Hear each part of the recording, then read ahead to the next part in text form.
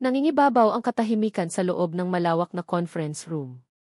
Isang katahimikan na tila kayang hiwain ng kutsilyo, mabigat at puno ng tensyon. Sa dulo ng mahabang mesa na gawa sa mahogany, nakaupo si Celestina Ramirez. Nakatitig siya sa mga miyembro ng board, ang kanyang mga mata ay kasing lamig ng hangin nang gagaling sa air conditioner. Mayroon pa bang tututol? Tanong niya, ang boses ay kalmado, ngunit may bigat na nagpatahimik sa sinumang nagbabalak pang magsalita. Isang matandang lalaki, si Ginoong Velasco, ang nag-ayos ng kanyang salamin at pilit na ngumiti. Si Ramirez, hindi sa pagtutol, pero iniisip lang namin ang magiging epekto nito sa imahe ng kumpanya. Mga maliliit na negosyo, mga pamilya. Ginoong Velasco, putol ni Tina, hindi man lang nagbago ang ekspresyon. Ang trabaho natin ay palagin ang kumpanyang ito, hindi magpatakbo ng isang charity. Ang mga numero ay malinaw. Ang The Phoenix Project ang magiging pinakamalaking tagumpay ng IHIS sa loob ng 10 taon. Ang kikitain nito ay sapat para mabura ang anumang pansamantalang issue sa public relations. Tila may gusto pang sabihin si Ginoong Velasco, pero isang matalim na tingin mula kay Tina ang tuluyang nagpatikom sa kanyang bibig. Walang sino man sa silid ang nangahas na sumalungat pa. Si Celestina, sa kabila ng kanyang edad, ay may otoridad na hindi matatawaran. Isang tingin, isang salita at sumusunod ang lahat. Para sa kanila, siya ang Ice Queen ng IHIS. Kung wala na, sabi niya habang tumatayo, tapos na ang pulong na ito. Isa-isang nagsitayuan ang mga miyembro ng board, tahimik na iniligpit ang kanilang mga gamit at nagpaalam sa kanya ng may paggalang. Nang maiwan siyang mag-isa sa silid, doon lang niya pinakawalan ang isang malalim na hininga. Lumakad siya patungo sa malaking bintanang salamin, tanaw ang buong Bonifacio Global City. Mula sa ika-40 palapag, ang mga sasakyan sa ibaba ay parang mga langgam, at ang mga tao ay hindi na makita. Dito sa itaas, madaling makalimutan na ang mga desisyong ginagawa niya ay may epekto sa mga totoong tao. Ngunit kailangan niya ito. Kailangan niya ang tagumpay na ito. Biglang tumunog ang kanyang cellphone. Nang makita niya ang pangalan sa screen, isang pamilyar na kaba ang gumapang sa kanyang dibdib. Dad calling. Dad, sagot niya, sinisikap na panatilihing matatag ang kanyang boses. Nabalitaan ko ang tungkol sa pulong, sabi ng boses sa kabilang linya, walang bahid ng anumang emosyon. Sinabi sa akin ni Velasco na marami ang nag-aalala. Nakuha ko ang kanilang boto, Dad. Aprobado na ang proyekto, sagot ni Tina, may bahid ng pagmamalaki. Naghintay siya ng papuri, kahit isang simpleng good job. Pero gaya ng dati, wala. Ang pagkuha ng boto ay madali, Celestina. Ang pagpapatupad nito ng walang gusot ang mahirap. Ang kuya mo, si Miguel, alam niya kung paano balansihin ang pagiging agresibo at diplomasya.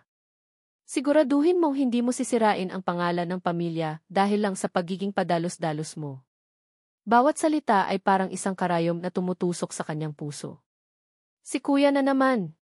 10 taon na mula nang mawala ang kanyang kapatid sa isang aksidente, ngunit ang anino nito ay patuloy na nakasunod sa kanya. Si Miguel ang magaling, si Miguel ang paborito, si Miguel ang nakatadhanang mamuno. At siya lang ang pumalit. Ang reserba. Hindi ko sisirain ang pangalan natin, Dad, sabi niya, pilit na nilulunok ang pait sa kanyang lalamunan. Mabuti. Ayokong marinig ang pangalan ng IHIS sa mga negatibong balita. Gawin mo ang dapat gawin, sabi ng ama bago ibaba ang tawag. Napapikit si Tina, ang mga kamay ay nakakuyom sa gilid. Ang lamig na kanina ipinapakita niya sa board ay napalitan ng pamilyar na sakit. Ang sakit ng pakiramdam na kahit anong gawin niya, palaging may kulang. Palaging hindi sapat. Ang sakit na iyon ang nagtulak sa kanya pabalik sa mesa. Doon, sa ibabaw ng makintab na kahoy, nakalatag ang isang folder. Ang pamagat, Final Acquisition Desk Demolition Order, Phoenix Project Site. Binuksan niya ito. Sa huling pahina, may isang linya na nakalaan para sa kanyang pirma. Sa ilalim nito ay ang listahan ng mga establishmentong kailangang gibain. Dumapo ang kanyang mga mata sa isang pangalan, kusina ni Lola. Isang pangalang simple at karaniwan. Wala itong halaga sa kanya. Isa lang itong pangalan sa isang mahabang listahan. Kinuha niya ang mamahaling pluma. Ang mga salita ng kanyang ama ay umalingaw sa kanyang isipan. Gawin mo ang dapat gawin. Para sa kanya, ang pirma na ito ay hindi lang tungkol sa isang proyekto. Ito ang kanyang patunay. Ito ang kanyang paraan para sabihin, kaya ko rin. Sapat ako. At sa isang mabilis ngunit tiyak na galaw, inilapat niya ang selyo ng demolisyon. Isinara niya ang folder at iniabot sa kanyang assistant na kanina patahimik na naghihintay sa may pinto. Ipatupad na iyan, utos niya, ang boses ay muling naging kasing lamig ng yelo. Ilang oras ang lumipas. Ang papel na pinirmahan ni Tina sa kanyang malamig at marangyang opisina ay naglakbay. Sumakay ito sa isang sasakyan ng kumpanya at dinala sa isang lugar na malayong malayo sa mundo ng bis. Sa isang abalang kalye sa Quezon City, kung saan ang amoy ng inihaw na baboy at bagong saing na kanin ay humahalo sa hangin, nakatayo ang isang maliit ngunit kaaya-ayang kainan. Ang sinboard na gawa sa kahoy ay may nakaukit na kusina ni Lola. Ang loob nito ay puno ng tawanan at kwentuhan, isang lugar na ramdam mo ang init ng isang tahanan. Isang empleyado ng suot ang kanyang uniforme, ang bumaba mula sa sasakyan.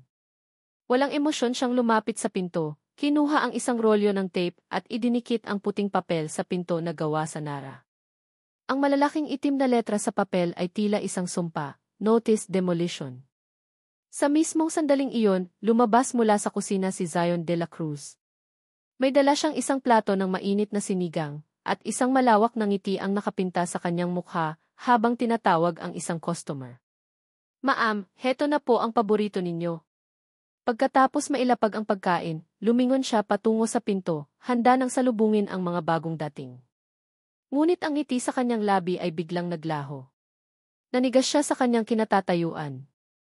Ang kanyang mga mata ay nakapako sa puting papel na nakadikit sa pintuan ng kanyang restoran, ang tahanan niya, ang alaala ng kanyang lola, ang lahat sa kanya. Ang init ng kusina ay tila biglang pinatay. Napalitan ito ng isang nanunuot na lamig. Ang kanyang mga kamay ay dahan-dahang ikinuyom sa kanyang gilid, ang mga ugat sa kanyang braso ay nagsimulang lumitaw. Ang kaninang masayang mukha ay napalitan ng gulat, pagkatapos ay ng hindi makapaniwalang pagtataka, at sa huli, ng isang nag-aapoy na galit. Isang apoy na nagsimulang magliyab sa kanyang mga mata, handang sunugin ang sinumang may kagagawa nito. Parang biglang huminto ang pag-ikot ng mundo ni Zion. Ang masiglang ingay ng mga kumakain at ang halimuyak ng pagkain sa paligid ay biglang naglaho. Ang tanging nakikita niya ay ang puting papel na iyon, isang malamig, walang awang piraso ng kapahamakan na nakadikit sa pintuan na pinaghirapang itayo ng kanyang lola.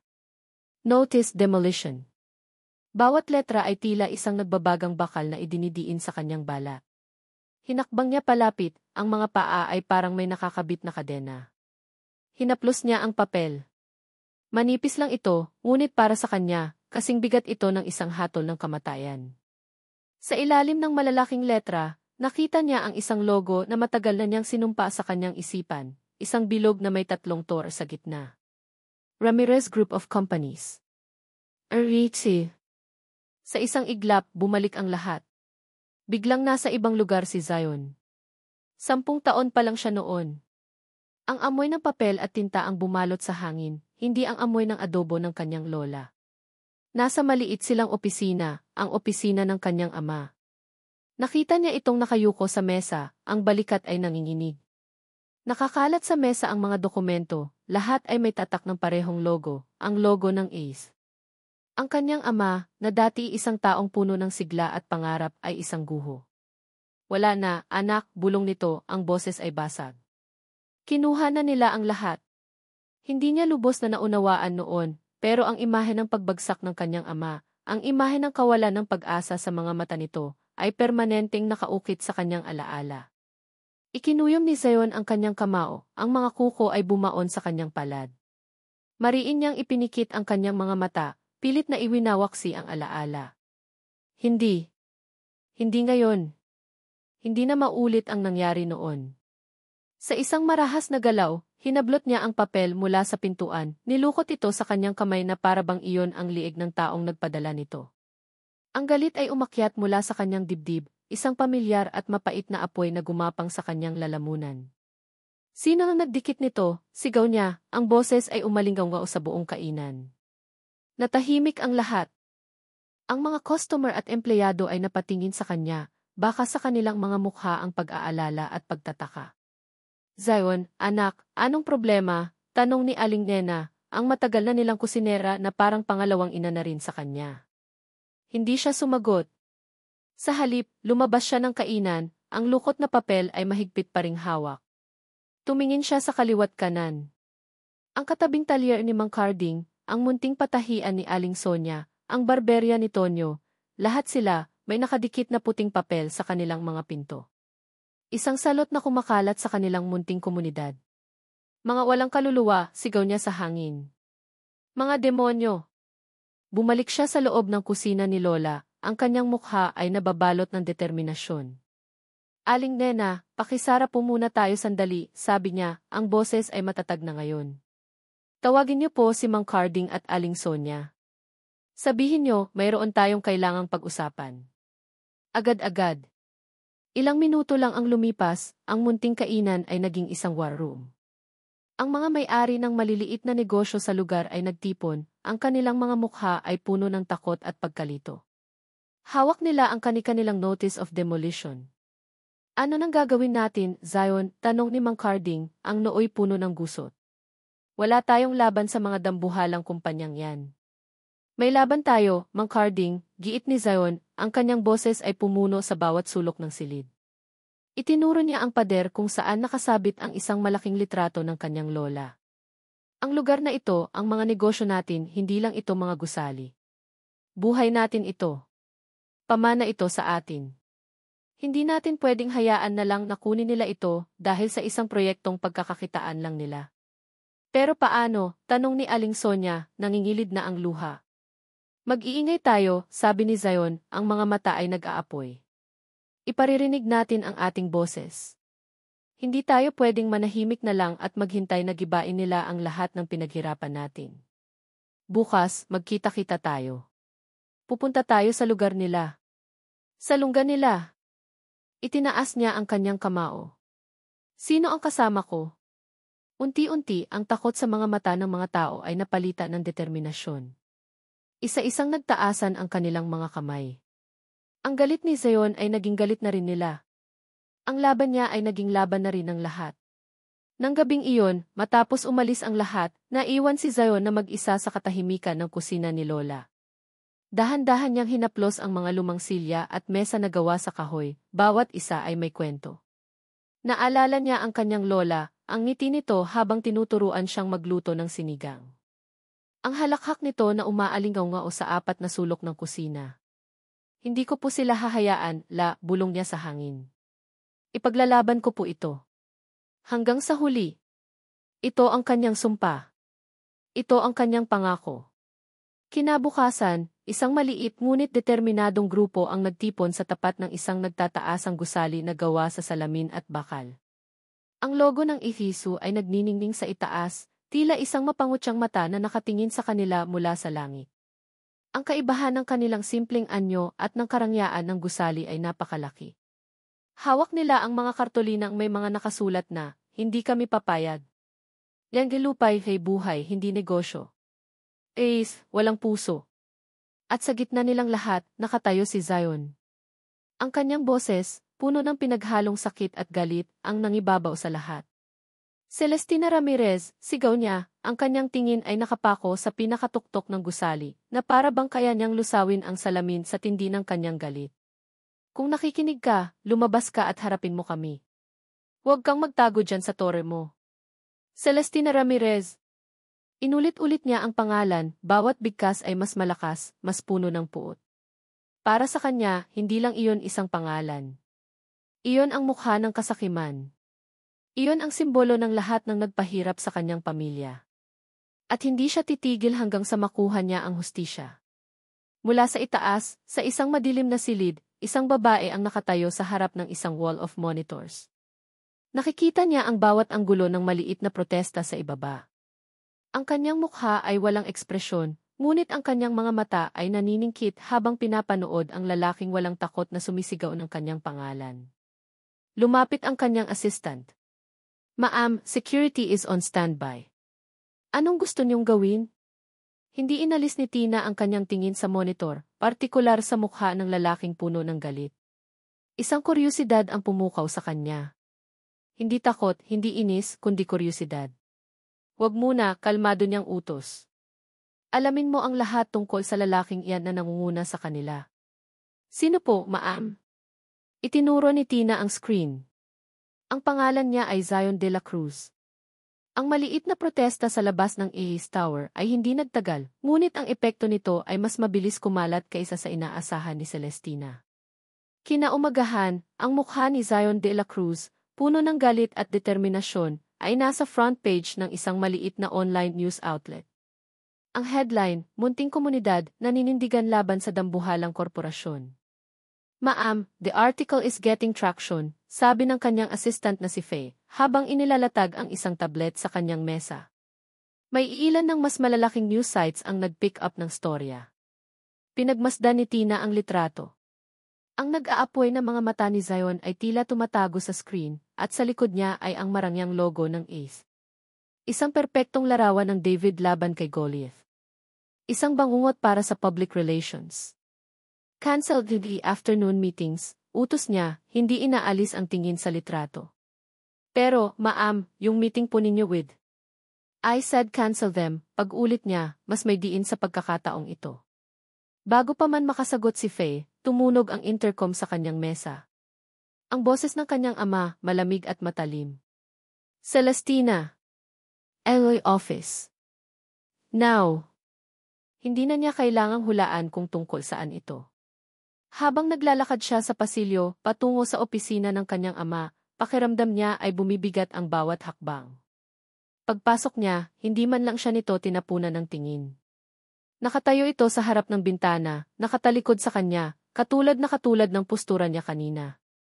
Sinabi ko sa'yo, ayokong makita ang pangalan ng ihis sa mga negatibong balita. Simula nito, ang boses ay mababa at puno ng pagkadismaya. Hindi ka pa nga nagsisimula sa proyekto, may sunog ka ng kailangang apulahin. Ganyan ba ang pamamalakad na natutunan mo? I'm handling it, Dad, sagot ni Tina, pilit pinatatatag ang sarili. Handling it? Humarap ito sa kanya, ang mga mata ay nanlilisik. Ang kuya mo, hinding-hindi niya hahayaang umabot sa ganito. Isang linggo pa lang ang nakakalipas mula ng aprubahan ang proyekto, Celestina. Isang linggo.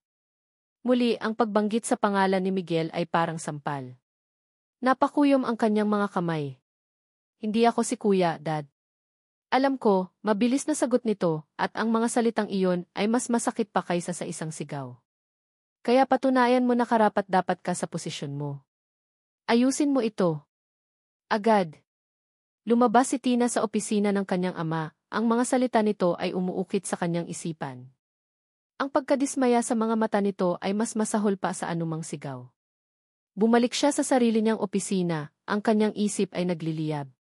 Ang inis niya ay hindi na lang para sa sitwasyon, kundi para sa lalaking nasa litrato. Si Zion de la Cruz. Ang pesting ng gugulo sa kanyang plano. Faye, get the car ready, utos niya. At ibigay mo sa akin ang address ng kusina ni Lola. Ilang sandali pa, ang isang makintab at itim na luxury sedan ay marahang huminto sa isang eskinita sa Quezon City. Ang kaibahan nito sa mga nakaparadang tricycle at mga lumang sasakyan ay kapansin-pansin. Nang bumukas ang pinto, lumabas si Celestina Ramirez. Suot ang isang navy blue power suit at stiletto heels, para siyang isang agila na napadpad sa isang pugad ng mga maya. Ang lahat ng mata ay napunta sa kanya, ang mga bulungan ay sumusunod sa bawat hakbang niya. Hindi niya pinansin ang mga ito. Ang kanyang atensyon ay nakatuon sa isang lugar, ang kainan na may singboard na kusina ni Lola. Huminga siya ng malalim at pumasok. Ang amoy ng bawang at sibuyas ang sumalubong sa kanya. Ang lugar ay maliit, masikip, ngunit malinis. Sa isang sulok, nakita niya ito. Si Zion de la Cruz. Nakikipagtawanan sa isang matandang babae. Ang galit sa kanyang mukha sa litrato ay wala na, napalitan ito ng isang ngiti na nagpapaliwanag sa buo niyang mukha. Sa isang saglit, natigilan si Tina. Ibang-iba ito sa inaasahan niya. Ngunit ang saglit na iyon ay nawala ng magtama ang kanilang mga mata. Ang ngiti ni Zion ay agad na naglaho. Tumayo siya, ang kanyang postura ay naging depensibo. Ang init sa kanyang mga mata ay bumalik.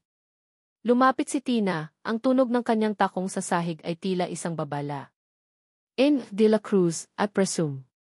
At ikaw siguro si Celestina Ramirez, sagot ni Zion, ang pangalan niya ay binitawan nito na parang isang sumpa. Ano nang ginagawa ng isang reyna sa lugar ng mga alipin? Hindi na tinag si Tina sa pang-iinsulto nito. Sanay na siya sa mas masahol pa. Nandito ako para mag-alok ng solusyon. Ayoko ng gulo. Tumawa si Zion, isang tawang walang saya. Solusyon. Matapos ninyong padalhan kami ng hatol ng kamatayan? Business is business, Dim de la Cruz, sabi ni Tina, malamig. May alok ako para sa iyo at sa lahat ng apektado. Isang halaga na higit pa sa market value ng mga ari-arian ninyo. Sapat para makapagsimula kayo ulit sa ibang lugar. Kinuha niya ang isang sobre mula sa kanyang mamahaling bag at inilapag ito sa mesa. That's a final offer. Tinitigan ni Zion ang sobre, pagkatapos ay tinitigan niya si Tina.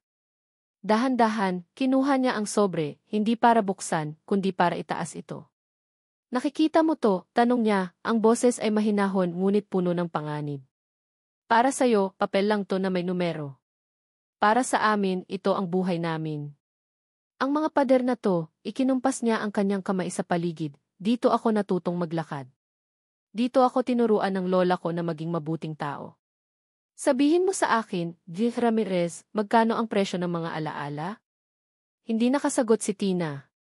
At sa harap niya, sa harap ng lahat ng naroon, dahan-dahang pinunit ni Zion ang sobre. At isa-isa niyang inihulog ang mga piraso sa basurahan. Ang pamana, hindi yan ibinebenta, sabi ni Zion, ang kanyang mga mata ay nakatitig sa kanya. At ang dignidad hindi nabibili ng pera. Maaari ka nang umalis, prinsesang walang puso. Isang grupo ng mga reporter na sinundan pala siya mula Gihisu, ay nagsimulang magkumpulan sa pinto, ang kanilang mga kamera ay kumikislap. Nahuli nila ang eksena. Ang GC na napahiya. Ang alok na tinanggihan. Nanikip ang dibdib ni Tina. Hindi sa hiya kundi sa inis. Pagkatalo. Ito ang nararamdaman niya. Isang pakiramdam na kinamumuhian niya. Dinala siya ng lalaking ito sa sitwasyong wala siyang kontrol. At sa isang iglap, isang ideya ang pumasok sa kanyang isipan. Isang ideyang desperado. Isang ideyang baliw. Isang ideyang magbabago sa lahat.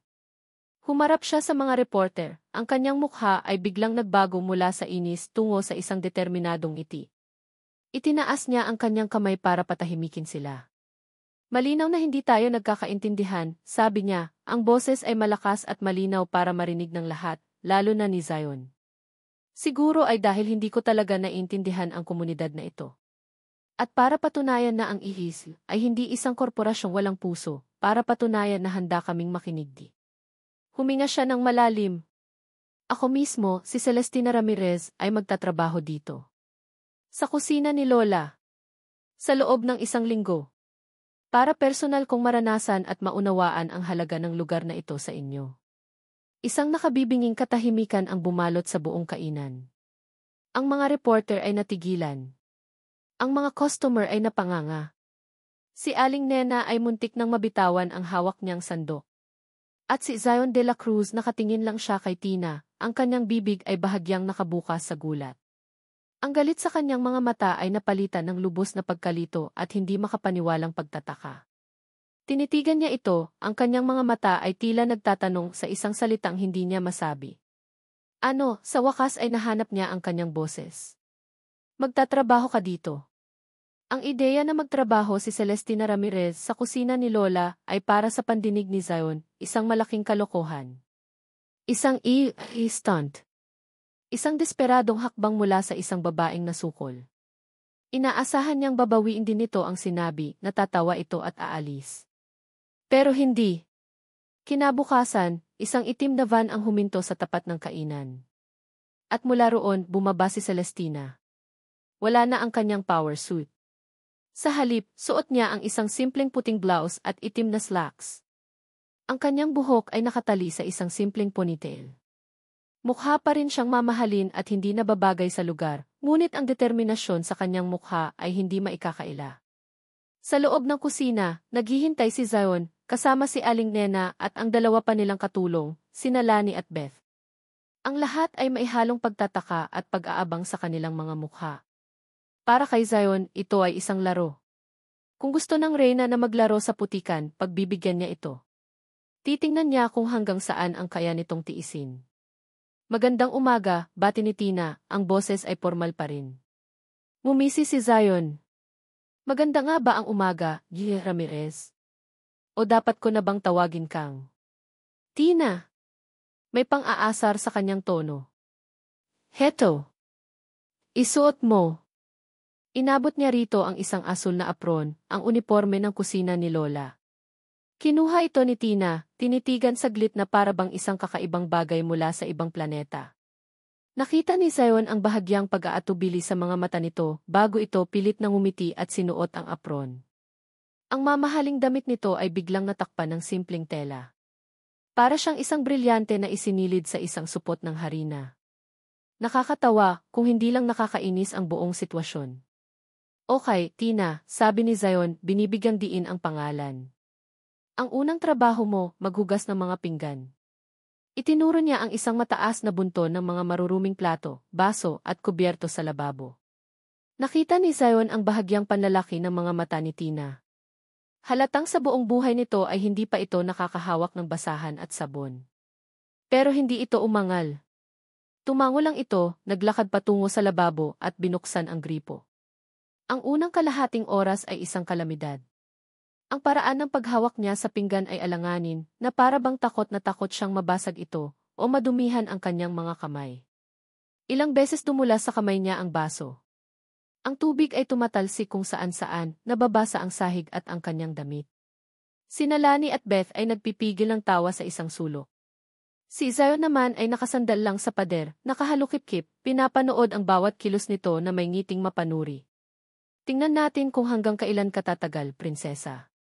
Mas mabilis naman dyan, sabi niya. Hindi tayo abutin ng tanghalian yan. Hindi siya sinagot ni Tina. Ipinagpatuloy lang nito ang ginagawa, kahit na halatang halata ang kanyang paghihirap. Nang matapos ang bunto ng hugasin, namumula ang mga kamay ni Tina at basang-basa ang harap ng kanyang damit. Humihingal ito ng bahagya. Next, sabi ni Zion, walang awa. Maghiwa ka ng sibuyas at bawang para sa gisa. Inabutan siya ni Aling Nena ng sangkalan at kutsilyo. Tinitigan ito ni Tina na para bang hindi niya alam kung paano gamitin. Nang subukan niyang maghiwa, napakabagal at napakalaki ng mga hiwa. Diyos ko, iha, hindi na napigilan ni Aling Nena. Hindi ganyan. Masusunog ang sibuyas bago pa maluto ang bawang niyan. Heto, tularan mo ako. Kinuha ni Aling Nena ang kutsilyo at sa ilang mabilis na galaw, pinino nito ang mga rekado. Sinubukan nitong gayahin ni Tina, pero sa kanyang pagmamadali, nadaplisan niya ang sariling daliri. Aray, daing niya at agad na inilagay ang daliri sa kanyang bibig. Isang maliit na patak ng dugo ang lumabas. Sa isang iglap, nawala ang pang-aasar sa sistema ni Zion. Nakita niya ang sakit sa mukha nito at isang kakaibang pakiramdam ang kanyang naramdaman. Awa. Siguro. Lumapit siya, kinuha ang kamay nito at tiningnan ang sugat. Maliit lang, sabi niya, ang boses ay hindi na kasing tarang ng kanina. Pero kailangang gamutin. Kumuha siya ng first aid kit mula sa isang kabinet. Dinala niya si Tina sa isang upuan sa sulok at marahang nilinis ang sugat nito gamit ang bulak at alkohol. Napapangiwi ito sa hapdi. Pagkatapos ay maingat niyang nilagyan ito ng band-aid. Nang mag-angat siya ng tingin, nagtama ang kanilang mga mata. Sa sobrang lapit nila, nakita niya ang maliliit na butil ng pawis sa noo nito, ang pagod sa mga mata nito. At sa likod ng pagod na iyon, may nakita siyang iba pa, isang bagay na hindi niya nakita sa GH o sa mga meeting. Isang bakas ng pagiging mahina. Vulnerability. Natigilan sila pareho. Ang ingay ng kusina ay tila humina sa kanilang paligid. Si Tina ang unang umiwas ng tingin, tila nahihiya. Salamat, bulong niya. Tumango lang si Zion at bumalik sa kanyang ginagawa, medyo naguguluhan sa sarili niyang reaksyon. Bakit niya ito tinulungan? Dapat ay masaya siyang nakikitang nahihirapan ito. Pero hindi. Ang makita itong nasasaktan, kahit sa maliit na bagay lang, ay nagdulot sa kanya ng kakaibang kurot sa dibdib. Ang buong linggo ay nagpatuloy sa ganoong ritmo. Mga sandali ng kapalpakan ni Tina na sinusundan ng pang-aasar ni Zion, ngunit may mga pagkakataon ding lumalabas ang hindi inaasahang pag-aalala. Nakita niya itong pilit nang umingiti sa mga customer kahit halatang pagod na. Nakita niya itong tahimik na pinupunasan ang isang mesa na iniwan ng isang pamilyang may maliliit na anak. At gabi-gabi, kahit masakit na ang buong katawan, bumabalik pa rin ito kinabukasan. Isang gabi, malapit nang magsara ang kainan. Si Tina ay tahimik na nagwawalis sa isang sulok, ang bawat galaw ay mabagal at pagod. Bakit mo to ginagawa? Tanong ni Zion, hindi na napigilan ang sarili. Nagulat si Tina sa tanong. Itinigil niya ang pagwawalis. Sinabi ko na. Para maunawaan kayo. Huwag ako, Yuneh Ramirez. Alam nating pareho na i-stunt lang to, sabi ni Zion. Pero bakit mo tinutuloy? Pwede ka namang umalis na lang. Walang makakapigil sa'yo. Tumingin si Tina sa kanya, at sa pagkakataong ito, ang mga mata niya ay walang bakas ng pagigingsi. Tila mga mata lang ito ng isang pagod na babae. Dahil kapag sinimulan ko ang isang bagay, tinatapos ko. May bigat sa kanyang mga salita na higit pa sa simpleng pagtatrabaho sa isang kusina. Nagkaroon ng katahimikan sa pagitan nila. Isang katahimikang hindi na puno ng tensyon, kundi ng isang nagsisimulang pag-unawa. At sa gitna ng katahimikang iyon, bumukas ang pinto ng kainan. Isang lalaking matangkad, makisig, at suot ang isang napakamahal na Italian suite ang pumasok. Ang kanyang buhok ay maayos na nakasgel, at ang kanyang sapatos ay kumikinang kahit sa madilim na ilaw ng kainan. Ang aura nito ay sumisigaw ng yaman at kapangyarihan, isang aura na mas matindi pa kaysa sa dala ni Tina noong unang araw. Tina, sabi ng lalaki, ang boses ay puno ng hindi makapaniwalang pagtataka. Lumingon si Tina at ang mukha niya ay biglang namutla. Marco T. Lumapit ang lalaki, ang kanyang mga mata ay puno ng pagkamuhi habang tinitingnan si Tina mula ulo hanggang paa, lalo na ang suot nitong asul na apron. Pagkatapos, ang mga mata nito ay bumaling kay Zion, sinusuri siya na parabang isa lang itong basura sa daan. Kaya pala, sabi ni Marco, isang mapanuyang ngiti ang gumuhit sa kanyang mga labi. Kaya pala bigla mo na lang akong ayaw pakasalan. Dahil ba dito, Tina? Dahil ba sa isang basahan na katulad nito? Ang mga salita ni Marco ay parang latigo na humampas sa hangin, nag-iwan ng nakabibinging katahimikan. Nanigas si Celestina sa kanyang kinatatayuan. Ang pagod na kanina ay nakapinta sa kanyang mukha, ay biglang napalitan ng isang pamilyar na maskara, isang maskarang malamig at walang emosyon, ang kanyang depensa laban sa mundo. Marco, anong ginagawa mo dito? Tanong niya, ang boses ay formal at malayo. Tila kinakausap ang isang estranghero at hindi ang lalaking muntik na niyang pakasalan. Anong ginagawa ko dito? Tumawa si Marco, isang tawang mapakla. Hinahanap ka, syempre. Hindi ka sumasagot sa mga tawag ko, hindi ka nagpapakita sa opisina. Akala ko kung napano ka na. Pero heto ka lang pala, naglalaro ng bahay-bahayan sa isang kanto-kanto. Ang bawat salita niya ay puno ng pangmamaliit. Ang kanyang mga mata ay lumibot sa kabuuan ng kusina ni Lola na maihalong pandidiri. Isang galit ang biglang kumulo sa loob ni Zion. Sino ang lalaking ito para laitin ang lugar na itinuturing niyang sagrado? Sino siya para maliitin ang trabahong nagbibigay buhay sa kanila? Kung wala kang magandang sasabihin, pwede ka nang umalis, sabi ni Zion, humakbang siya paharap para ipagitan ang sarili kina Marco at Tina. Hindi niya alam kung bakit. Pero naramdaman niyang kailangan niyang protektahan si Tina mula sa tingin ng lalaking ito. Tumingin sa kanya si Marco na parabang ayon lang siya napansin. Tinaas nito ang isang kilay. At sino ka naman? Ang may-ari ng karinderyang to. May pangalan ako, matigas na sagot ni Zion. Zion de la Cruz. At, pag-aari ko ang lugar na to, isang lugar na mas may dignidad kaysa sa pinanggalingan mo. Ang panga ni Marco ay tumigas. How dare you? Tama na, sigaw ni Tina, ang boses ay naglalaman ng otoridad na matagal nang hindi naririnig ni Zion. Humarap siya kay Marco. Umalis ka na, Marco. Usapang pamilya ito, wala kang kinalaman dito. Wala akong kinalaman? Muling tumawa si Marco, ang tawa niya ay mas malakas na ngayon. Tina, dear, ang kasal natin ay hindi lang tungkol sa pag-ibig, ito ay isang pagsasanib ng Imperial Corp at Ace. Isang business deal. At ngayong kinakansela mo ang lahat dahil sa isang eskandalong tulad nito, ginagawa mo itong business ko. Ang salitang key business deal ay tumama kay Tina. Iyon lang ba talaga ang tingin ni Marco sa kanilang relasyon? Isang kontrata? Isang transaksyon? Isang bagay na alam na niya noon pa, pero mas masakit pakinggan ngayon. Tapos na tayo, Marco, sabi ni Tina, ang boses ay puno ng pinalidad. At tapos na ang usapan. Umalis ka na. Tinitigan ni Marco si Tina, pagkatapos ay kay Zion at pabalik ulit kay Tina. Isang masamang ngiti ang sumilay sa kanyang labi. CJ, aalis ako. Pero tandaan mo to, Celestina. Hindi pa tayo tapos. Naglakad ito palabas, ngunit bago tuluyang mawala, lumingon ito kay Zion. At ikaw, sabi nito, magsaya ka habang kaya mo pa. Nang makalabas si Marco, ang tensyon sa loob ng kainan ay tila isang lobong biglang pumutok. Napabuntong hininga si Tina at napasandal sa pader, ang lakas na ipinakita niya kanina ay biglang naglaho. Okay ka lang, tanong ni Zion, ang boses ay mas malumanay na. Tumango si Tina, hindi tumitingin sa kanya. Sorry sa napanood mo. Wala yon, sabi ni Zion. Pero siya ba yung? Hindi niya matapos ang tanong. Ang dati kong fiant. Pag-amin ni Tina, ang salitang fiant ay parang lason sa kanyang dila. It was an arranged marriage. Para sa kumpanya. Doon naintindihan ni Zion. Ang buhay ng mga mayayaman, tila mas komplikado pa kaysa sa inaakala niya. Akala niya puro karangyaan at kasiyahan lang. Hindi pala. Natahimik sila pareho. Ang tanging maririnig ay ang mahinang ugong ng refrigerator at ang tunog ng mga sasakyan sa labas.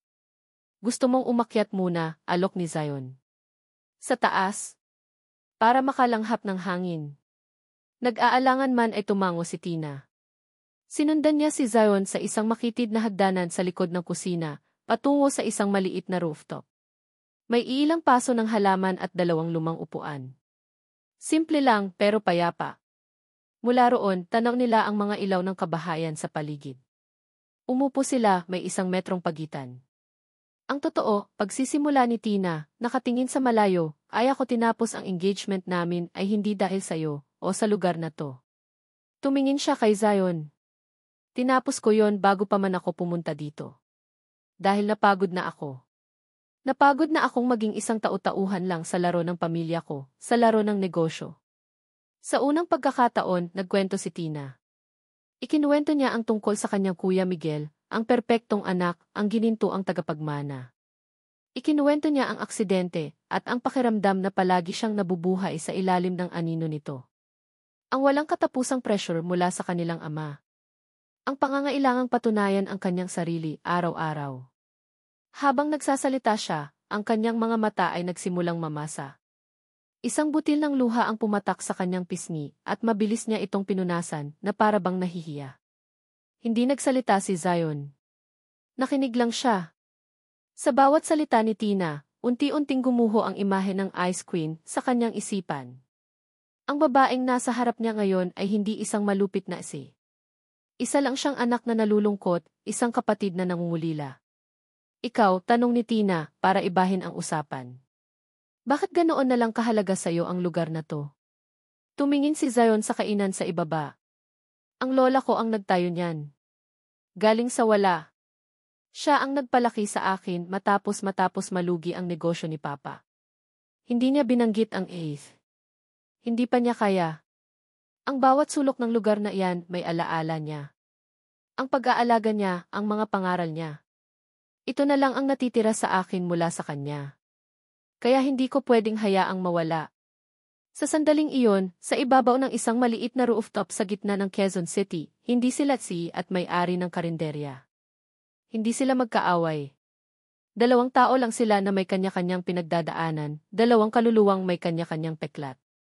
Naramdaman ni Tina ang isang kakaibang paggaan ng loob. Ang bigat na matagal na niyang dinadala ay tila nabawasan. Tumingin siya kay Zion at sa pagkakataong ito, isang totoong ngiti ang gumuhit sa kanyang labi. Isang ngiting pagod, ngunit totoo. Salamat, sabi niya. Salamat sa pakikinig. Hindi na malaya ni Zion, dahan-dahan niyang inabot ang kamay ni Tina. Isang simpleng gesto ng pakikiramay, ng pag-unawa. At sa pagkakataong ito, hindi ito binawi ni Tina. Hinayaan niya lang ang kanyang kamay na manatili sa kamay ni Zion. Ang init nito ay tila isang kanlungan sa gitna ng malamig na gabi. Samantala, sa loob ng kanyang magarangkot sa ilang kanto ang layo, si Marco Imperial ay hindi mapakali. Ang galit at kahihiyan ay nag-aalab sa kanyang dibdib. Kinuha niya ang kanyang cellphone at tinawagan ang kanyang pinagkakatiwalaang tauhan. Gusto kong alamin mo ang lahat, utos niya, ang boses ay puno ng lason. Lahat ng tungkol sa lalaking yon. Zion de la Cruz. Bawat sikreto, bawat kahinaan. Ang pamilya niya, ang nakaraan niya. Halungkatin mo ang lahat. Gusto kong wasakin ang buhay niya. Marco Imperial. Ang penthouse office ni Marco Imperial ay napuno ng katahimikan, maliban sa mahinang kaluskos ng mga papel. Ilang araw na ang lumipas mula nang mapahiya siya sa kusina ni Lola. Ngunit ang galit na naramdaman niya noon ay napalitan na ng isang malamig at kalkuladong paghihintay. Para siyang isang mangangasong nag-aabang sa kanyang biktima. Pumasok ang kanyang private investigator, isang lalaking payat na may matalas na mga mata. Naglapag ito ng isang makapal na brown envelope sa ibabaw ng kanyang mesa na gawa sa salamin. Sir, heto na po ang mga nahanap namin tungkol sa pamilya de la Cruz, sabi ng investigador. Hindi nagsalita si Marco.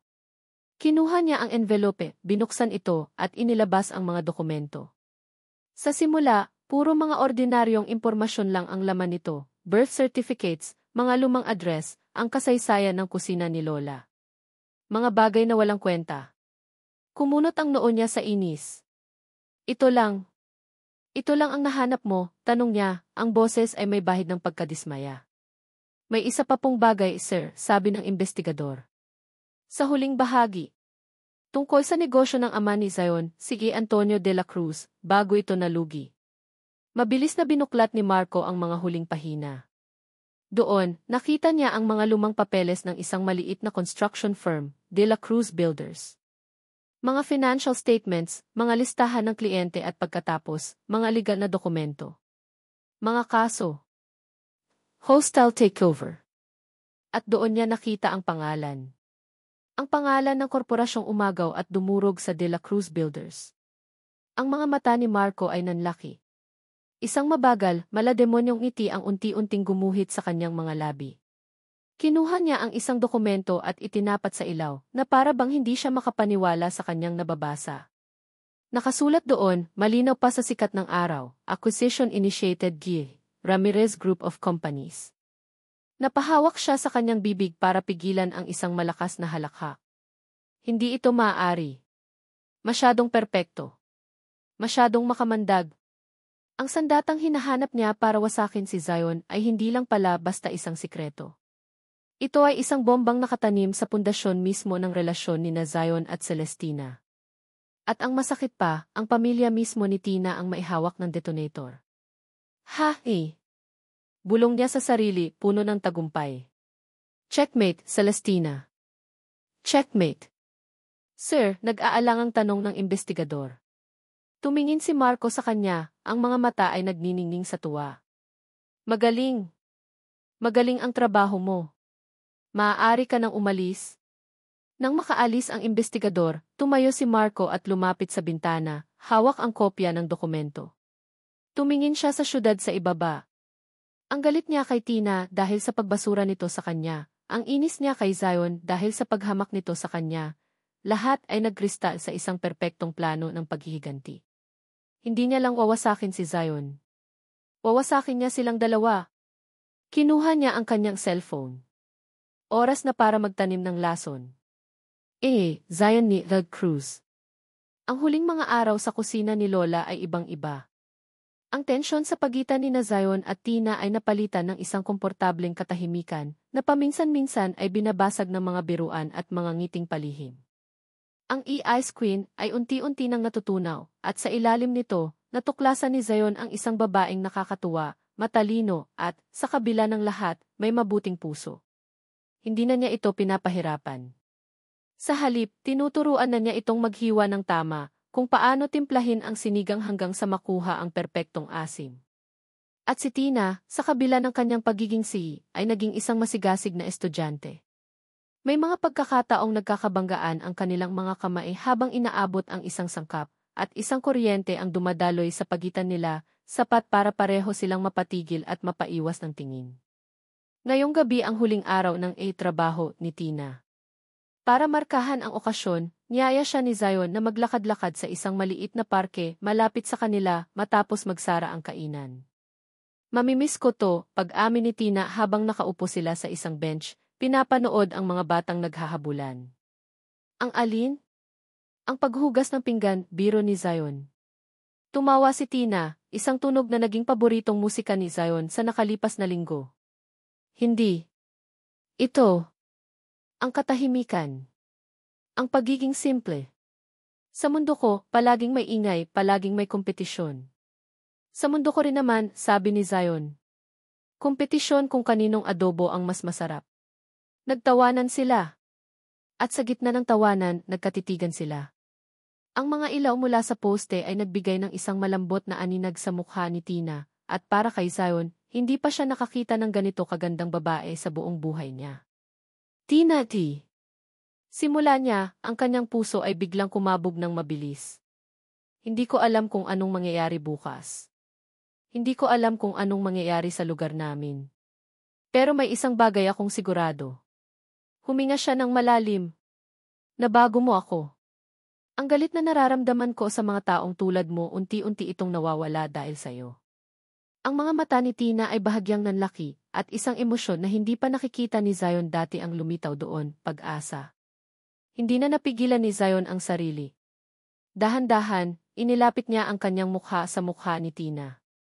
Hinintay niya ang anumang senyales ng pag-atras, ngunit wala. Sa halip, marahan nitong ipinikit ang kanyang mga mata. At sa ilalim ng isang puno sa isang simpleng parke sa Quezon City, ang kanilang mga labi ay nagtagpo. Isang halik na malambot at puno ng mga damdaming hindi masabi. Walang galit, walang negosyo, walang nakaraan. Tanging sila lang dalawa sa sandaling iyon. Nang maghiwalay ang kanilang mga labi, nakadikit pa rin ang kanilang mga noo. Zion ni. Bulong ni Tina, ang kanyang boses ay nanginginig. Ilve, sabi ni Zion, hinaplos ang kanyang pisngi. Huwag muna nating isipin ang bukas. Pwede bang tayo muna ngayon? Tumango si Tina, isang ngiti ang sumilay sa kanyang mga labi. Sa unang pagkakataon sa mahabang panahon, naramdaman niyang masaya siya. Totoong masaya. Nang ihatid niya si Tina pabalik sa kainan kung saan naghihintay ang driver nito, ang pakiramdam ay magaan. Nangako silang mag-uusap kinabukasan. Pumasok si Zion sa loob ng kusina ni Lola, ang ngiti ay hindi maalis sa kanyang labi. Umupo siya sa kanyang maliit na opisina sa likod, binuksan ang kanyang lumang laptop para i-check ang mga email. Karamihan ay mga spam at mga order. Ngunit isang email ang nakaagaw ng kanyang pansin. Galing ito sa isang hindi pamilyar na address, at ang subject ay nakasulat sa malalaking letra. Denf katotohanan tungkol Alef Celestina Ramirez, D.F.S. Kumunot ang noo ni Zion. Anong kalokohan ito? Gawa na naman siguro ng mga reporter na gustong gumawa ng intriga. I-delete na sana niya ito, ngunit may kung anong nagtulak sa kanya na buksan ito. Walang nakasulat na kahit ano sa katawan ng email. Mayroon lang itong isang attachment, isang file. Nag-aalangan man, kinlik niya ito. Dahan-dahang nag-load ang dokumento sa screen. Ang unang pahina ay isang lumang artikulo ng balita tungkol sa pagbagsak ng De La Cruz Builders. Pamilyar ito sa kanya. Ngunit ang mga sumunod na pahina mga legal na dokumento, mga pirma, mga pangalan. At doon, sa isang page na may titulong Final Takeover Agreement, nakita niya ito. Ang pirma ng kanyang ama at sa tapat nito, ang pangalan ng kumpanyang bumili sa kanila sa napakamurang halaga. Ramirez Group of Companies. Nanlamig ang buong katawan ni Zion. Ang dugo sa kanyang mga ugat ay tila nagyelo. Tinitigan niya ang screen, binabasa ang mga salita ng paulit-ulit, umaasang nagkakamali lang siya ng basa. Pero hindi. Malinaw na malinaw. Ang kumpanya ng pamilya ni Tina. Ang pamilya ng babaeng kahahalik lang niya. Sila ang dahilan ng pagkasira ng kanyang pamilya. Sila ang dahilan ng pagbagsak ng kanyang ama.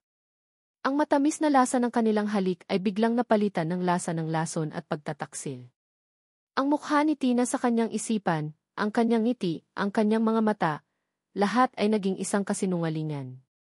Nanigas siya sa kanyang upuan, ang kanyang mga kamay ay nanginginig sa ibabaw ng keyboard. Ang init ng pag-ibig na naramdaman niya kanina ay biglang namatay at napalitan ng isang apoy na mas matindi, mas madilim at mas mapanakit. Ang apoy ng pagtataksil. Napatitig siya sa kawalan, ang kanyang mundo ay gumuho sa pangalawang pagkakataon. Buong gabi ay hindi nakatulog si Zion. Nakaupo lang siya sa dilim ng kanyang opisina, ang tanging liwanag ay nagmumula sa screen ng laptop na paulit-ulit niyang tinititigan.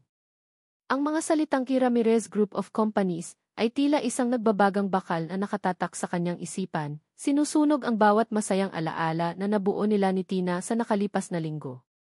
Ang halik nila sa parke. Ang mga tawanan. Ang paraan ng pagtingin nito sa kanya. Lahat ba yon ay isang malaking kasinungalingan? Isang palabas? Alam ba niya? Alam ba niya mula pa sa simula na ang pamilya niya ang dahilan ng pagkasira ng pamilya niya? Ang ideyang iyon ay isang punyal na paulit-ulit na sumasaksak sa kanyang puso. Ang galit niya sa mga mayayaman na akala niya ay unti-unti nang nawawala ay nagbalik. Ngunit ngayon, mas matindi ito, mas personal. Hindi na ito isang galit na base sa prinsipyo, isa na itong galit na may mukha. At ang mukha na iyon ay ang mukha ni Celestina Ramirez. Kinaumagahan, nang dumating si Tina sa kusina ni Lola, hindi para magtrabaho, kundi para tuparin ang pangako nilang mag-usap, ibang Zion ang kanyang naabutan. Wala na ang lalaking may malambot na mga mata at magaan na ngiti. Ang Zion na sumalubong sa kanya ay may pader na nakapalibot sa kanya, at ang kanyang mga mata ay kasing lamig ng yelo. Zion, good morning, bati ni Tina, may ngiti sa kanyang mga labi. Ang puso niya ay magaan, puno ng pag-asa. Tumingin lang si Zion sa kanya, hindi kumikibo. Pagkatapos ay tumalikod ito at nagpunas ng mesa na malinis naman. Nawala ang ngiti ni Tina. May problema ba? Wala, maikling sagot ni Zion, ang boses ay patag at walang emosyon. Bawat galaw niya ay sinadya, iniiwasan ang anumang posibilidad na magkadikit sila. Sinundan siya ni Tina. Zion, ano ba yon? Kagabi lang ni. Kagabi lang ay tapos na, putol niya, hindi pa rin ito tinitingnan. Ang trabaho mo dito tapos na. Maaari ka nang bumalik sa mundo mo. Ang bawat salita ay parang sampal kay Tina. Ang lamig sa boses ni Zion ay mas masakit pa kaysa sa anumang sigaw. Hindi ko maintindihan. May nagawa ba akong mali? Sa wakas ay humarap si Zion sa kanya. At sa mga mata nito, nakita ni Tina ang isang bagay na kinatakutan niya, pagkasuklam. Wala kang ginawa, sabi ni Zion, ang bawat salita ay puno ng lason. Ganito lang talaga ako. Huwag mo nang intindihin. Ang sakit ay gumuhit sa mukha ni Tina. Huwag mong sabihin yan. Alam kong hindi totoo yan. Magsabi ka ng totoo, Zion. Anong nangyari? Gusto nang isigaw ni Zion ang lahat. Gusto niyang isumbat ang kasalanan ng pamilya nito. Gusto niyang itanong kung simulat sa pulba ay niloloko lang siya nito. Ngunit pinigilan niya ang sarili. May bahagi sa kanya na ayaw pang maniwala. Isang maliit, desperadong bahagi na umaasang may ibang paliwanag. Nang araw na iyon, para kay Tina, ang kusina ni Lola ay naging isang impyerno. Sinubukan niyang kausapin si Zion, ngunit para siyang kumakausap ng pader. Bawat paglapit niya ay iniiwasan nito. Bawat tanong niya ay sinasagot ng katahimikan o ng isang matalim na salita. Sa oras ng tanghalian, sa gitna ng abalang serbisyo, sinubukan niyang tulungan si Zion na magdala ng mga order. Nang mag-abot siya ng isang plato, sinadya nitong hindi kunin na naging dahilan para malaglag ito sa sahig, kumalat ang mainit na sabaw. Ano ba, sigaw ni Zion, hindi sa kanya, kundi sa sahig. Ngunit ang galit ay malinaw na para sa kanya. Hindi ka na nga nagtatrabaho dito, nanggugulo ka pa. Ang mga customer at empleyado ay napatingin sa kanila. Ang kahihiyan ay bumalot kay Tina. Tumakbo siya papunta sa kusina, ang mga mata ay nagsisimula ng mag-init. Sinundan siya ni Aling Nena. Hayaan mo na muna siya, iha, malumanay na sabi ng matanda. Hindi ko alam kung anong nangyari, pero mukhang may mabigat siyang pinagdadaanan. Pero, aling nena, wala po akong maintindihan, sabi ni Tina, ang boses ay basag. Para patunayan na mali si Zion, na hindi siya nanggugulo, na kaya niyang gawin ang isang bagay na tama para sa kanya, nagpa siya si Tina na lutuin ang paboritong ulam ni Zion, sinigang, na tinuro nito sa kanya. Maingat niyang inihanda ang lahat. Sinunod niya ang bawat hakbang.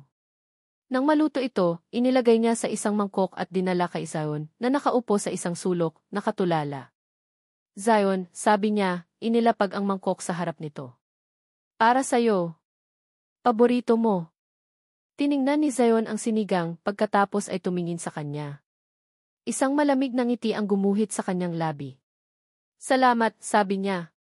Pagkatapos ay kinuha nito ang mangkok, tumayo at dinala sa kusina. Sa harap mismo ni Tina, ibinuhos niya ang lahat ng laman nito sa basurahan. Iyon na ang huling patak. Ang puso ni Tina ay tila piniga hanggang sa madurog. Ang sakit ay hindi na niya makayanan. Hindi na siya nagsalita. Kinuha niya ang kanyang bag at naglakad palabas, ang mga luha ay malaya nang dumadaloy sa kanyang mga pisngi. Nang makita siyang umalis, isang bahagi ni Zion ang gustong tumakbo at habulin siya.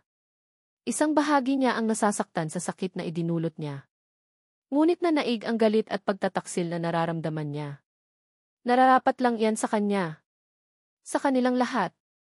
Bago pa man siya makalayo, may humabol kay Tina. Isa sa mga waiter. Ma'am Tina, may nagpapabigay po.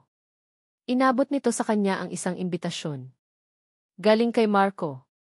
Isang tea community meeting kinagaganapin sa covered court ng barangay kinabukasan. Ang nakasulat sa ilalim, isang pagpupulong upang talakayin ang isang permanenteng solusyon na makakabuti para sa lahat. May kung anong kaba ang naramdaman ni Tina. Isang masamang kutob.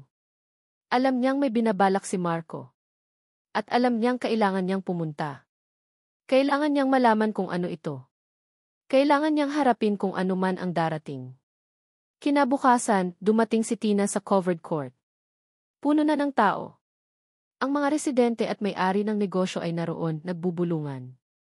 Sa isang sulok, nakita niya si Zion. Nakatayo ito, nakasandal sa pader, ang mga braso ay nakahalukip-kip.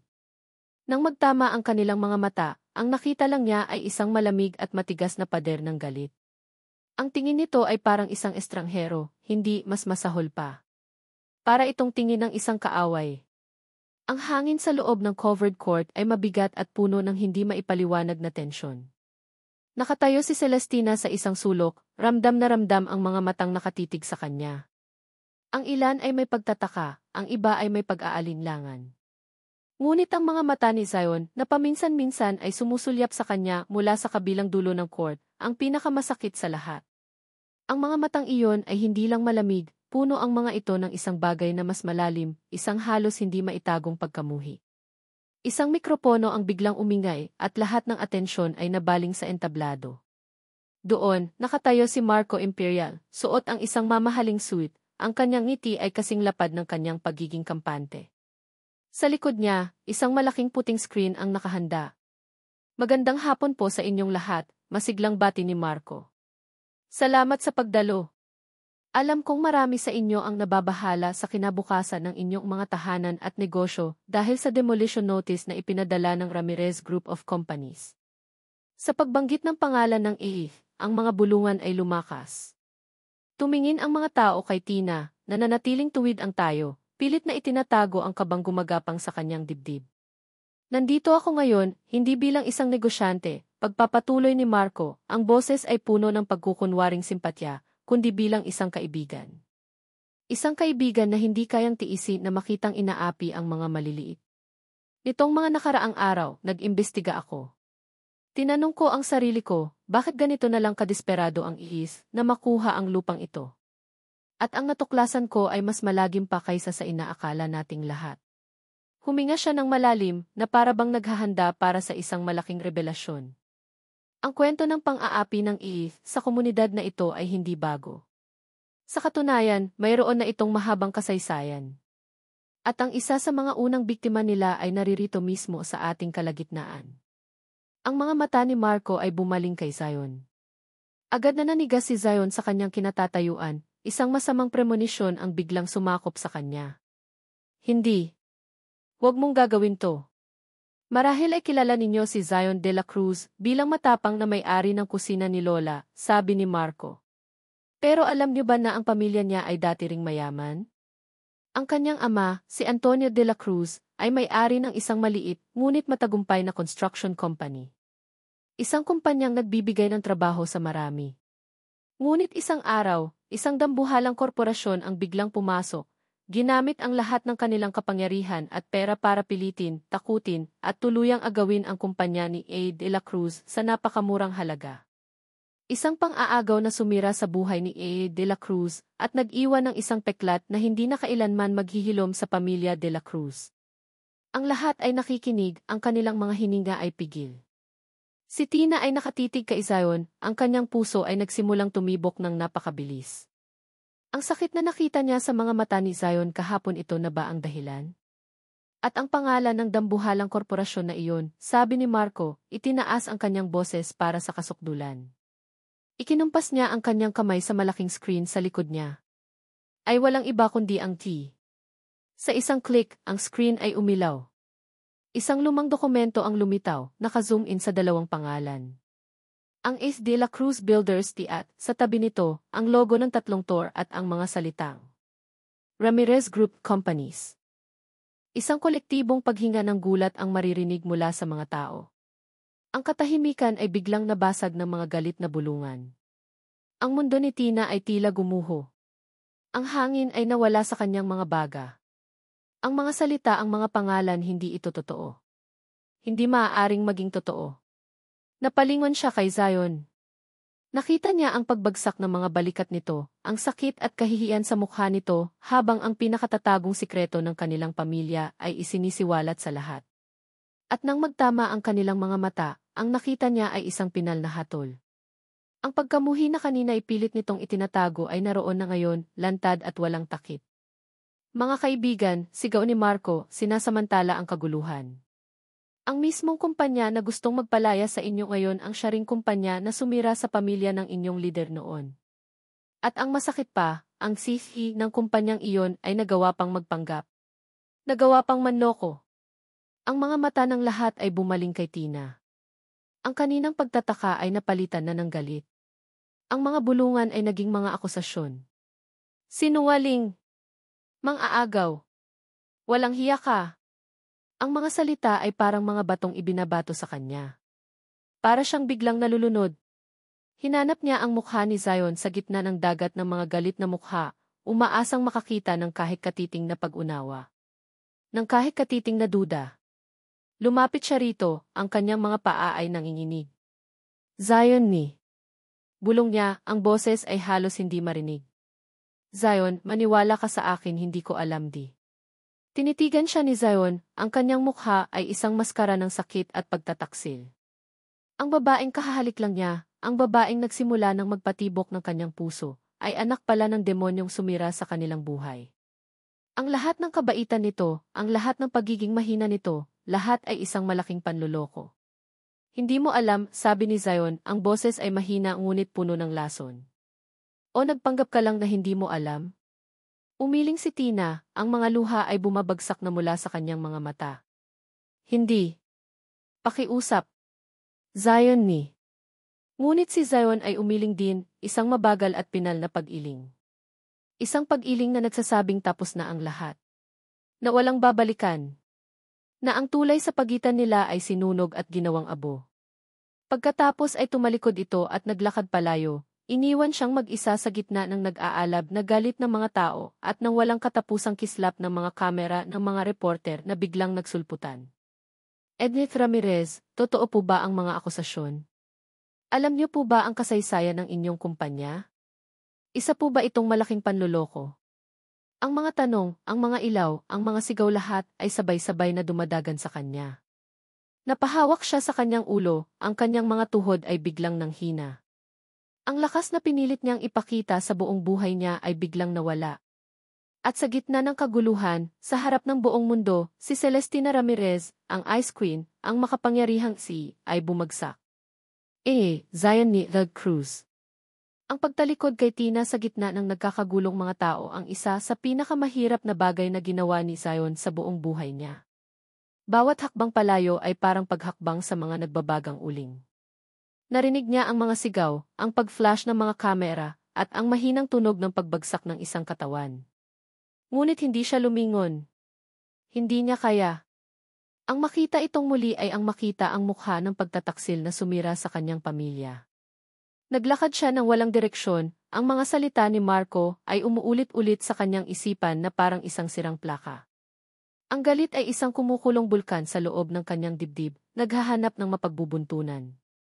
Pagdating niya sa kusina ni Lola, ang katahimikan ng lugar ay tila isang pang-iinsulto. Ang lugar na dati kanlungan niya ay isa na ngayong paalala ng kanyang kahangalan. Paano siya naging ganito kabulag? Paano niya hinayaang makapasok sa buhay niya ang isang Ramirez? Sa isang biglaang pagsabog ng galit na hindi na niya makontrol, sinipa niya ang isang upuan. Tumilapon ito at bumagsak ng may malakas na kalabog. Ngunit hindi iyon sapat. Hindi sapat para alisin ang sakit. Nakita niya ang isang maliit na picture frame sa ibabaw ng counter.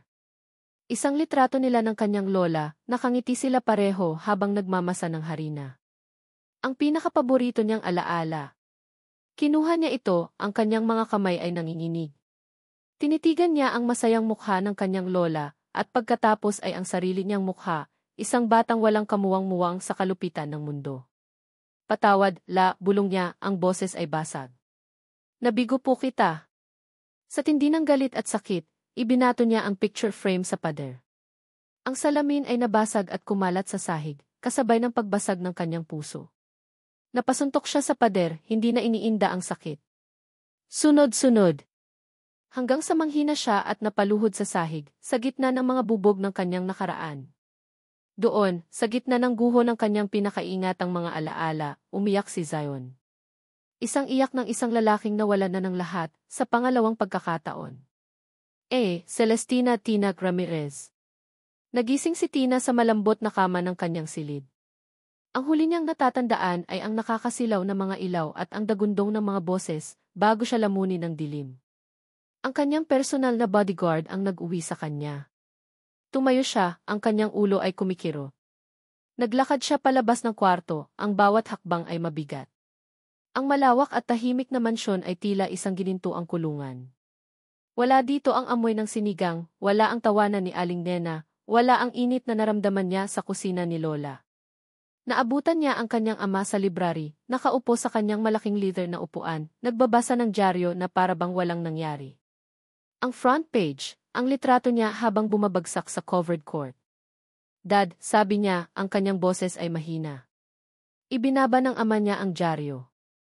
Tumingin ito sa kanya, hindi nang may pag-aalala, kundi nang may malamig na pagkadismaya.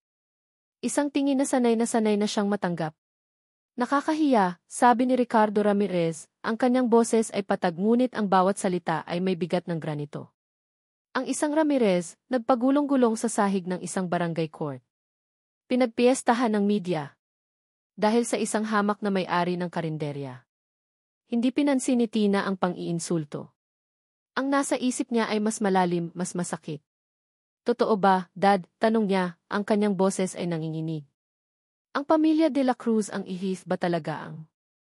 Hindi niya kayang tapusin ang pangungusap. Itinupi ng kanyang ama ang dyaryo at ipinatong sa mesa. Matagal na yon, Celestina. Business yon. Business, hindi makapaniwalang ulit ni Tina. Ang simpleng pag-amin na iyon ay parang isang sampal sa kanyang mukha. Dad, sinira niyo ang buhay ng isang pamilya. Ang ama ni Zion sinabi niya sa akin na nalugi ang negosyo ng papa niya. Hindi niya sinabing inagaw natin yon. Tumayo ang kanyang ama at lumapit sa liquor cabinet. Nagsalin ito ng brandy sa isang baso. Ang mahihina ay natatalo. Ang malalakas ang nananatili. Ganyan ang mundo, Celestina. Akala ko na ituro ko na yan sa'yo. Pero hindi ganyan, giit ni Tina, ang kanyang boses ay tumataas na. May mga patakaran, may etika. Paano ninyo nagawa yon, Dad? Paano niyo natulugan sa gabi ang ginawa ninyo? Humarap ito sa kanya, ang mga mata ay walang bahid ng pagsisisi. Nakatulog ako sa isang malambot na kama sa loob ng isang malaking bahay na naitayo dahil sa mga desisyong tulad niyan. Mga desisyong kailangan para mabuhay. Mga desisyong hindi mo pa yata kayang gawin. Muli ang paghahambing. Ang pahiwatig na mahina siya. Ang mga salita ng kanyang ama ang huling dago. Lahat ng pagtatanggol niya sa kanilang pangalan, lahat ng pagsisikap niyang patunayan ang kanyang sarili, lahat ay para sa isang kasinungalingan. Ang pundasyon ng kanilang yaman ay itinayo sa ibabaw ng mga guho ng pangarap ng ibang tao. Akala ko, sabi ni Tina, ang boses ay puno ng pait at pagkasuklam, iba tayo. Akala ko, kahit gaano tayo kaagresibo sa negosyo, mayroon pa rin tayong puso. Mali pala ako. Isang mapaklang tawa ang kumawala sa kanyang ama. Ang puso, Celestina, ay isang luho na hindi natin kayang bilhin. Ito ay isang kahinaan. At ang kahinaang iyan ang sisira sa'yo. Tumalikod si Tina. Hindi na niya kayang makipagtalo. Hindi na niya kayang tingnan ang mukha ng sarili niyang ama. Ang pagkadismaya na dati inararamdaman niya para sa sarili ay nabaling na ngayon sa lalaking nasa harap niya, sa pamilyang kinabibilangan niya, sa pangalang daladala niya. Naglakad siya pabalik sa kanyang kwarto. Ang bawat hakbang ay tila isang paglalakbay papalayo sa lahat ng kanyang dating pinaniniwalaan. Pumasok siya at isinara ang pinto. Tumingin siya sa salamin at ang nakita niya ay hindi na ang sihi ng Ace. Nakita niya ang anak ng isang mang-aagaw. Ang babaeng nagdulot ng sakit sa taong nagsimula na niyang mahalin. Umupo siya sa kanyang kama, sa gitna ng karangyaan, ang malalaking painting sa pader, ang mga mamahaling muebles, ang malawak na tanawin ng syudad mula sa kanyang bintana. Ngunit lahat ng ito ay biglang nawala ng halaga. Lahat ay nabahira ng dumi ng isang madilim na kasalanan. Wala na siyang pakialam sa The Phoenix Project. Wala na siyang pakialam sa Ace. Wala na siyang pakialam sa apelyidong Ramirez. Mayroon na lang siyang pakialam sa isang bagay, ang sakit sa mga mata ni Zion. Isang sakit na alam niyang siya at ang kanyang pamilya ang may kagagawan. Kinuha niya ang kanyang laptop. Ang kanyang mga daliri ay nanginginig habang nagtatype siya ng isang email sa kanyang pinagkakatiwalaang assistant na si Faye. Simple lang ang subject. Urgent. Ang laman ng email ay mas simple pa. Faye, please arrange for an emergency press conference tomorrow morning, 10:00 at the Ray's main lobby. Topic, a confession and the resignation of Celestina Ramirez. Do not tell my father. Do not tell anyone else. This is final. Celestina. Pagkatapos isend ang email, isinara niya ang laptop. Humiga siya sa kama at ipinikit ang kanyang mga mata, ngunit ang imahe ni Zion na tumatalikod sa kanya ay hindi mawala. Alam niyang hindi na maibabalik ng gagawin niya ang tiwala ni Zion. Alam niyang maaaring hindi na siya nito mapapatawad kailanman. Ngunit kailangan niyang gawin ang tama. Kahit isang beses lang sa buhay niya. Kailangan niyang linisin, hindi ang pangalan ng kanyang pamilya, kundi ang sarili niyang konsensya. Ang lobby ng Ace Tower ay puno ng mga kamera, mikropono, at nag-aabang ng mga reporter. Ang balita tungkol sa biglaang press conference ni Celestina Ramirez ay kumalat na parang apoy. Ano ang sasabihin niya? Itatanggi ba niya ang mga akusasyon? Magsusori ba siya? O magdedeklara ng gyera laban kay Marco Imperial? Sa loob ng isang itim na kotse ilang metro ang layo, si Ricardo Ramirez ay galit na kausap ang kanyang security head sa telepono. Anong ibig mong sabihin na hindi mo siya mapigilan? Anak ko yan. Kumpanya ko to. Nalaman lang niya ang tungkol sa press con ilang minuto na ang nakalipas, at huli na ang lahat para pigilan ito. Sa isang marangyang kondo unit, si Marco Imperial ay nakaupo sa harap ng isang malaking V, paingiti ng tagumpay sa kanyang mga labi habang hinihintay ang pagbagsak ng kanyang kalaban. At sa kusina ni Lola, si Zion ay nakaupo sa harap ng isang maliit at lumang V, ang kanyang mukha ay walang ekspresyon. Pinilit siya ni Aling Nena na panoorin ito. Panoorin mo, anak, sabi nito. Bigyan mo siya ng pagkakataong marinig kahit ngayon lang. Kaya heto siya, naghihintay, ang puso ay pinaghalong galit at isang maliit, halos hindi na maramdamang kuryosidad. Maya-maya, ang mga bulungan sa lobby ay natahimik. Lumabas si Celestina Ramirez. Ngunit ang babaeng humarap sa media ay hindi ang Ice Queen na kilala nila. Wala ang kanyang mamahaling power suit. Nakasuot lang siya ng isang simpleng itim na bestida. Ang kanyang buhok ay nakalugay lang, at ang kanyang mukha ay walang kolorete, Maliban sa madilim na bilog sa ilalim ng kanyang mga mata na nagsasabi ng isang gabing walang tulog. Hindi siya mukhang isang sihi na handang lumaban, mukha siyang isang taong handa ng sumuko. Lumapit siya sa podyum, ang bawat hakbang ay tila isang malaking sakripisyo. Inayos niya ang mikropono, ang kanyang mga kamay ay bahagyang nanginginig. Huminga siya ng malalim at tumingin diretso sa mga kamera. Magandang umaga, simula niya, ang kanyang boses ay mahina ngunit malinaw. Inimbitahan ko kayo dito ngayon hindi para magpaliwanag o para itanggi ang anumang bagay. Nandito ako para umamin. Isang katahimikan ang bumalot sa buong lobby. Kahit ang mga reporter ay natigilan. Ang mga impormasyong inilabas kahapon tungkol sa nakaraan ng Ramirez Group of Companies at ng pamilya de la Cruz ay totoo. Ang pag-amin ay parang isang bombang sumabog sa katahimikan. Nagsimulang mag-flash ang mga kamera. Totoo na ang kumpanyang ito, sa ilalim ng pamumuno ng aking ama, ay gumamit ng mga hindi etikal na paraan para makuha ang De La Cruz Builders maraming taon na ang nakalipas. Totoo na ang ginawa namin ay nagdulot ng hindi masukat na sakit at paghihirap sa pamilya de la Cruz at sa marami pang iba na hindi nabigyan ng boses. Habang nagsasalita siya, ang kanyang tingin ay tila tumatago sa lente ng kamera, na para bang may isang tao lang siyang kinakausap. Sa loob ng kusina ni Lola, napasandal si Zion sa kanyang upuan. Hindi ito ang inaasahan niya. Ang bawat salita ng pag-amin ni Tina ay parang isang martilyong pumupukpok sa pader ng galit na itinayo niya sa paligid ng kanyang puso. Maraming taon akong nabuhay sa ilalim ng pangalang ito, pagpapatuloy ni Tina, ang kanyang boses ay nagsimulang manginig sa emosyon. Ipinagmalaki ko ito. Ipinaglaban ko ito. Ngunit ngayon, naiintindihan ko na. Ang isang pangalan na itinayo sa sakit ng iba ay walang halaga. Ang isang tagumpay na nakamit sa pamamagitan ng pang-aapi ay hindi tagumpay, kundi isang kahihiyan. Walang salita ang makakapagbura sa sakit na naidulot ng aking pamilya, sabi niya, at isang luha ang tuluyan ng pumatak mula sa kanyang mata. Walang halaga ng pera ang makakapagbayad sa nawalang dignidad. Pero kailangan kong magsimula sa isang lugar. At sisimulan ko sa pag-amin sa katotohanan. Huminga siya ng malalim, nag-ipon ng lakas para sa kanyang huling mga salita. Dahil dito, sa araw na ito, bilang unang hakbang sa mahabang daan ng pagtubos opisyal akong nagbibitiw bilang CEO ng Ramirez Group of Companies. Ang anunsyo ay nagdulot ng kaguluhan. Ang mga reporter ay nagsigawan. Sa kanyang kotse, napasigaw sa galit si Ricardo Ramirez. Sa kanyang kondo, ang ngiti ni Marco Imperial ay naglaho, napalitan ng gulat. At si Zion ay napako sa kanyang kinaupuan. Nagbitiw? Binitawan niya ang lahat. Ngunit hindi pa tapos si Tina. Hindi nagtatapos dyan, sabi niya, pinipigilan ang pag-agos ng kanyang mga luha. Lahat ng personal kong shares sa kumpanyang ito, lahat ng aking personal na yaman na minana at kinita sa ilalim ng pangalang Ramirez, ay ilalagay ko sa isang foundation. Isang foundation na ang tanging layunin ay ang magbigay ng hustisya at tulong sa lahat ng naging biktima ng AIDS sa mga nakaraang taon, simula sa pamilya de la Cruz.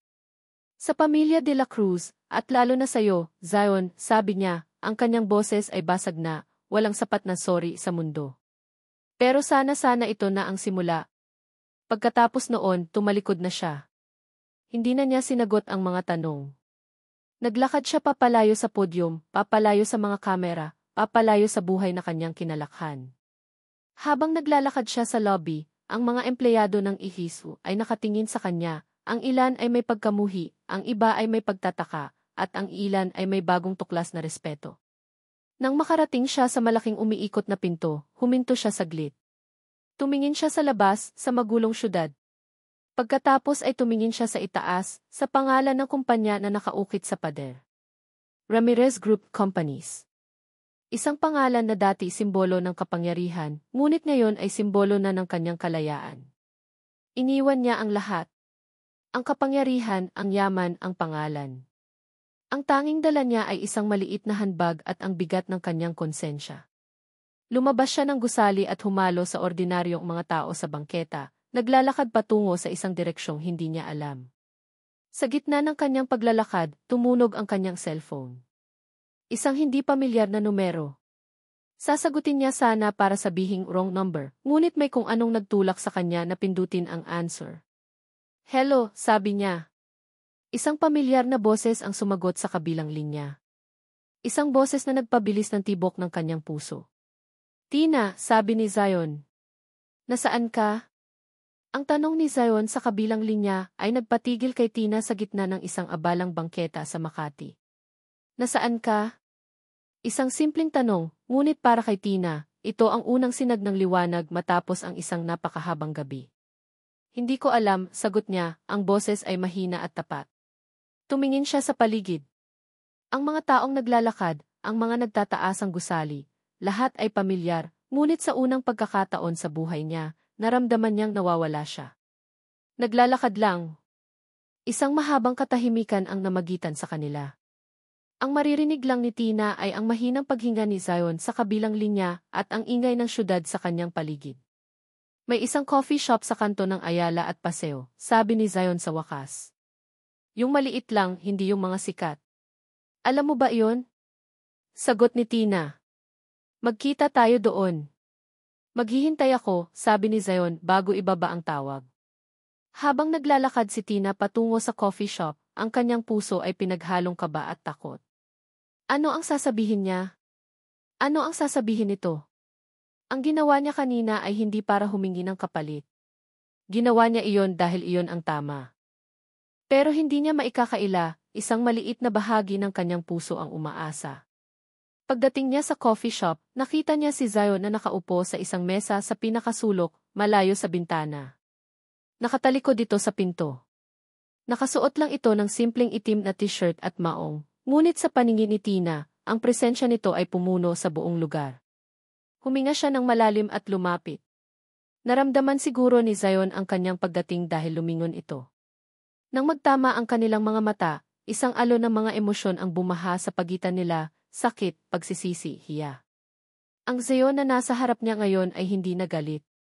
Ang mga mata nito ay puno ng pagod at kalituhan. Hi, sabi ni Tina, na para bang sila ay dalawang estranghero. Tumango si Zion. Umupo ka. Umupo si Tina sa tapat niya. Ang mesa sa pagitan nila ay tila isang malawak na karagatan.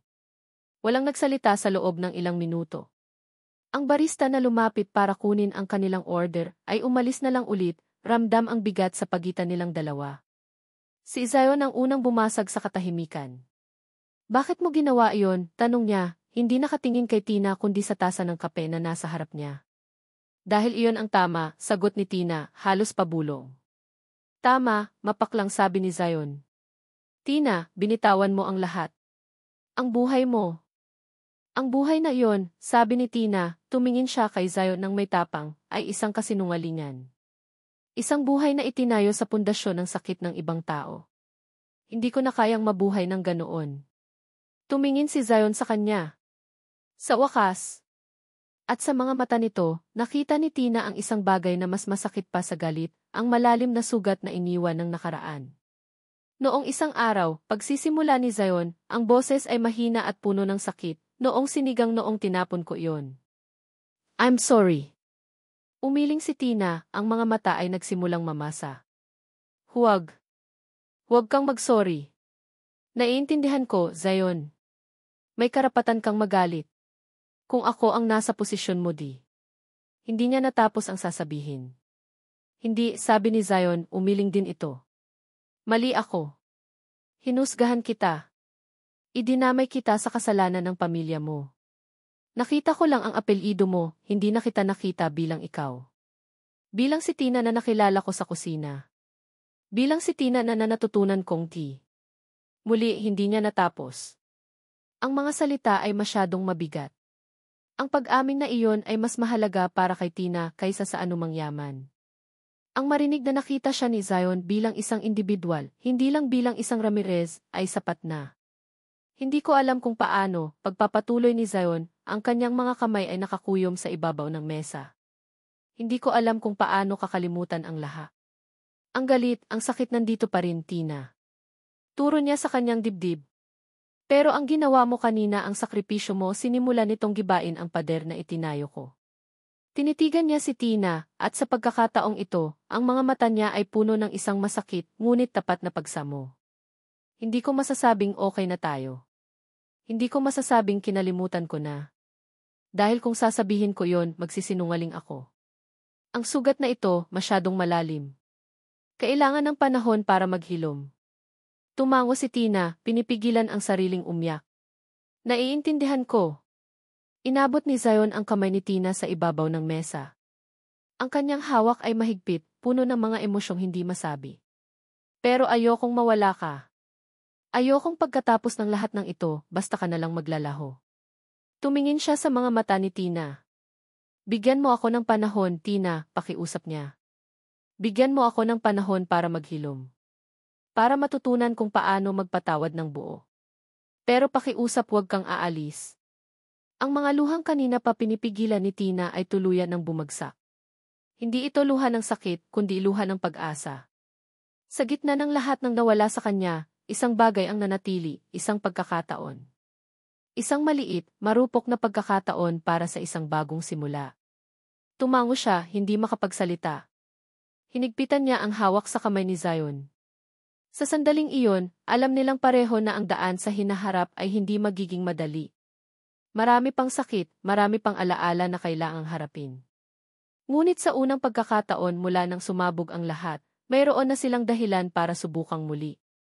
Mayroon ng pag-asa. Lumipas ang 6 na buwan. Ang ingay na nilikha ng pagbibitiw ni Celestina Ramirez ay unti-unti nang humupa, napalitan ng mga bagong iskandalo at balita. Ang mundo ng negosyo ay nagpatuloy sa kanyang mabilis na pag-ikot. Celestina Tina Ramirez. Nakatayo si Tina sa harap ng isang maliit na food stall sa isang eskinita sa Maynila. Ang dating sihi na laging napapalibutan ng karangyaan ay nakasuot na ngayon ng isang simpleng maong na pantalon at puting t-shirt. Sa harap niya ay isang matandang babae na may-ari ng stall na may pag-aalala sa kanyang mukha. Ma'am Tina, sigurado po ba kayo na kaya nating tapatan ang presyo ng bagong bukas na kainan sa kabilang kanto? Tanong ng matanda. Ngumiti si Tina, isang ngiting kalmado at puno ng kumpiyansa. Kumuha siya ng isang ledger at ipinakita sa matanda. Tingnan niyo po, Nailinda. Kung babaguhin po natin ang supply ng gulay at gagawing mas efficient ang paggamit natin ng gas, makakatipid po tayo ng ganito kalaki. Hindi po natin kailangang magtaas ng presyo. Sa katunayan, pwede pa po tayong mag-offer ng student discount para mas marami tayong maakit na customer. Nanlaki ang mga mata ni Nailinda sa tuwa. Nako, Ma'am Tina, ang talino niyo po talaga. Salamat po. Walang anuman po yon, sabi ni Tina. Trabaho ko po yan. Ito na ang bagong buhay ni Tina. Matapos niyang iwan ang ginamit niya ang natitira niyang personal na savings, yung hindi galing sa mana, para sumali sa isang non-profit organization na tumutulong sa mga maliliit na negosyo. Hindi na siya nagpapatakbo ng isang multi-billion peso company, pero ang kasiyahang nakikita niya sa mga mukha ni Nailinda ay isang uri ng yaman na hindi niya kailanman naramdaman sa Nahanap niya ang kanyang sarili, hindi sa tuktok ng isang toring salamin, kundi sa lupa, kasama ang mga ordinaryong taong pinagsisilbihan niya. Ang relasyon niya sa kanyang ama ay nanatiling malamig. Hindi siya nito kinausap mula noong araw ng press conference. Si Marco naman ay tuluyan ng naglaho matapos masira ang kanyang plano. Mas mabuti na rin. At si Zion? Sa loob ng 6 na buwan, nag-usap sila. Hindi araw-araw. Minsan, isang beses lang sa isang linggo. Mga simpleng kamusta ka na? Mga maikling kwentuhan tungkol sa kanilang araw. Walang pilitan. Walang pressure. Binibigyan nila ang isa't isa ng espasyo. Binibigyan nila ang kanilang mga sugat ng panahong maghilom. At sa bawat pag-uusap, unti-unti ang mga pader ay lalong gumuho. Zion ni The Cruz. Nakatayo si Zion sa harap ng bago at pinagandang kusina ni Lola.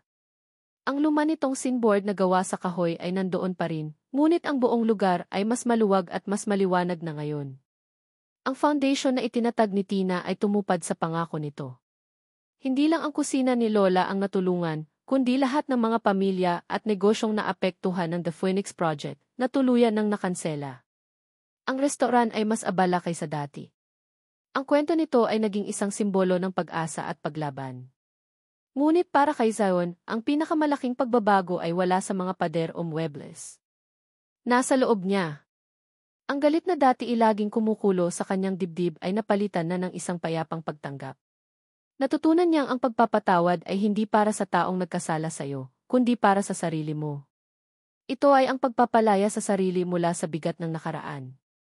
Hindi niya makakalimutan ang ginawa ng A, pero natutunan na niyang ihiwalay si Tina mula sa kasalanan ng kanyang pamilya. Nakita niya ang babaeng handang isakripisyo ang lahat para sa tama. At ang babaeng iyon ang minahal niya. Ngayong hapon, matapos ang abalang tanghalian, nagpaalam siya kay Aling Nena. May pupuntahan siyang importante. Nag-drive siya papunta sa Maynila. Huminto siya sa isang flower shop at bumili ng isang simpleng bouquet ng sunflowers. Pagkatapos, nag-order siya ng take-out mula sa sarili niyang restaurant, 2 order ng paborito niyang sinigang. Ilang sandali pa, nakatayo na siya sa labas ng maliit na opisina ng non-profit organization kung saan nagtatrabaho si Tina. Mula sa salaming bintana, nakita niya ito, nakikipagtawanan sa isang kliyente, ang kanyang mukha ay masaya at magaan. Isang ngiti ang sumilay sa labi ni Zion. Pumasok siya. Nang marinig ni Tina ang tunog ng pinto, lumingon ito. Ang kanyang mga mata ay nanlaki sa gulat, na sinundan ng isang ngiting hindi maitago. Zion, sabi niya, tumayo ito para salubungin siya. Anong ginagawa mo dito? Hindi sumagot si Zion. Inabot niya lang ang bouquet ng sunflowers. Para sa'yo. Namula ang mga pisngi ni Tina habang inaamoy ang mga bulaklak. Salamat. Ang ganda. May dala pa ako, sabi ni Zion, itinaas ang paper bag na may logo ng kusina ni Lola. Dinner.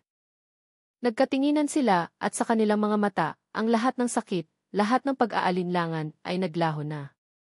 Ang natira na lang ay isang malinaw at hindi maikakailang pagmamahal. Naglakad sila papunta sa isang maliit na parke sa malapit, umupo sa isang bench, at pinagsaluhan ang mainit na sinigang mula sa 2 paper bowls. Hindi ko maibibigay sa iyo ang yaman na dati mong tinatamasa, sabi ni Zion, tinitingnan si Tina sa ilalim ng papalubog na araw. Wala akong mansyon, wala akong magarang kotse. Umiti si Tina at umiling. Hindi ko na kailangan yon, Zion. Alam ko, sabi ni Zion, umiti rin siya. Pero may maibibigay ako sa iyo. Isang tahanan. Isang lugar kung saan hindi mo kailangang magpanggap. Isang lugar kung saan ikaw ay ikaw lang. Inabot niya ang kamay ni Tina. Simulan natin ulit, Tina. Mula sa simula.